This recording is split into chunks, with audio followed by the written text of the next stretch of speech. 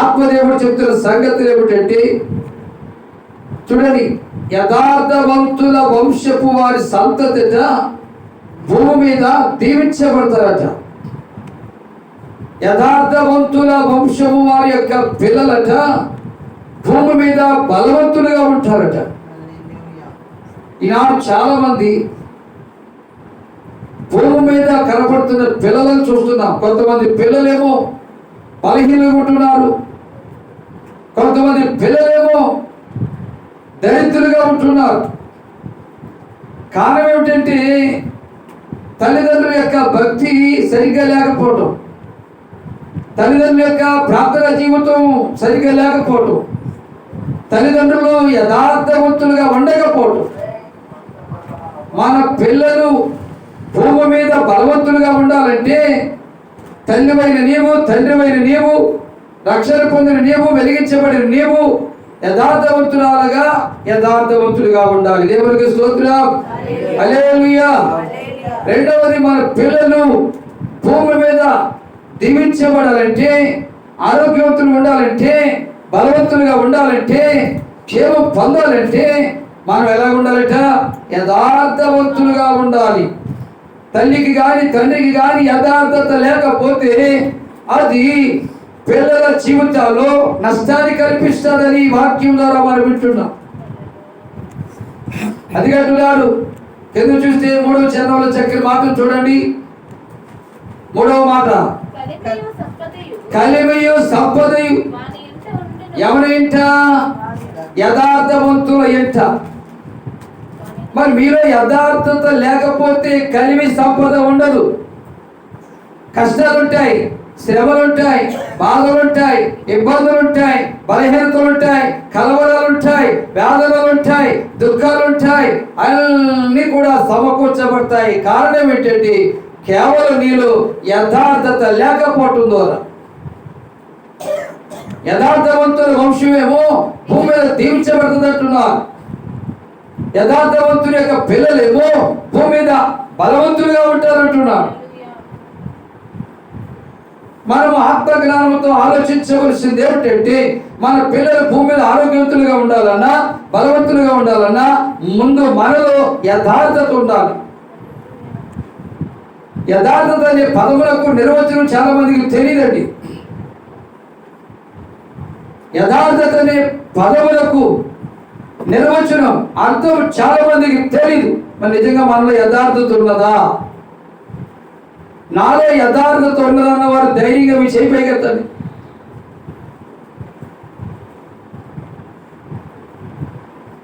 నాలో యథార్థత ఉన్నది అన్నవారు మీ చేయి పైకెత్తారు.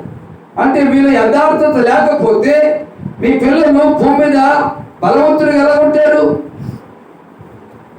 మీలో యథార్థత లేకపోతే మీ పిల్లలు భూమి మీద ఎలా దీవించబడతారు? యథార్థత లేకపోతే మీ పిల్లలు భూమి మీద ఎలా ఆరోగ్యవంతులుగా ఉంటారు?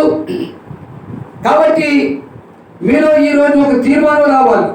ఈ రోజు నుంచి నేను యథార్థవంతులుగా ఉంటాను, ఈ రోజు నుంచి నేను యథార్థవంతులుగా ఉంటాను అనే ఒక ఉద్దేశం, ముఖ్యమైన ఉద్దేశం నీలో ఉంటే నీవు తప్పకుండా, నీవే కాదు నీ పిల్లలు, నీ వంశం దీవించబడుతుంది.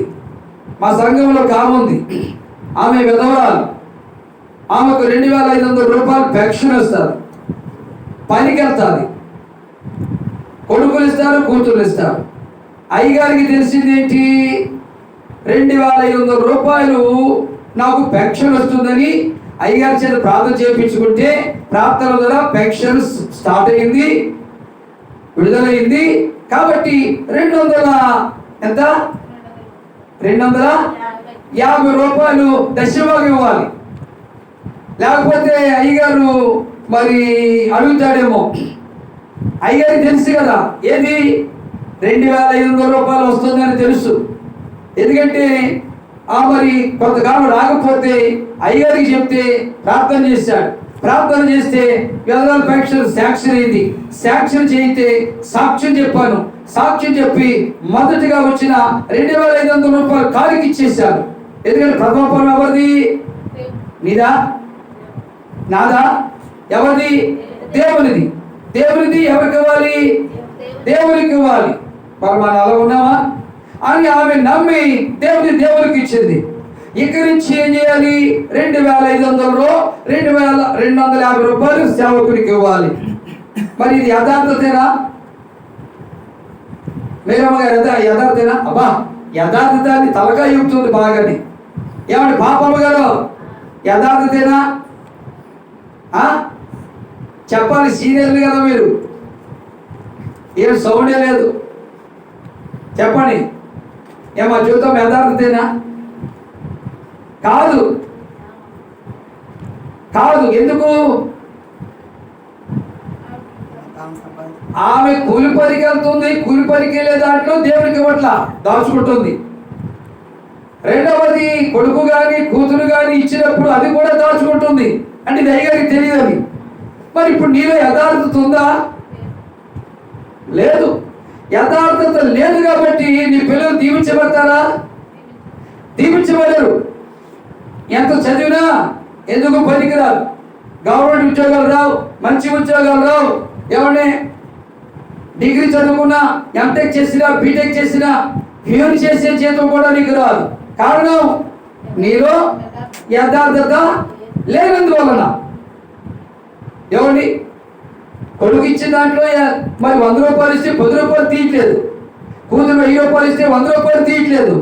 ఏమండి అయ్యేమి తీయకుండా ఈ 2,500లో 250 రూపాయలు తీసుకొచ్చి నాది శుభభాగం అంటుంది. యథార్థత లేదు కనుక వారి వంశము దీవించబడరు.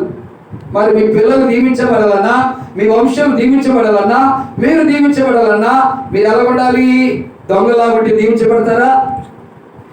అబద్ధికులా బట్టి దీవించబడతారా? మోసగాళ్ళ బట్టి దీవించబడతారా? దరిద్రులైపోతారు. మీ కళ ముందు ఇతరుల పిల్లలు బాగుపడతారు.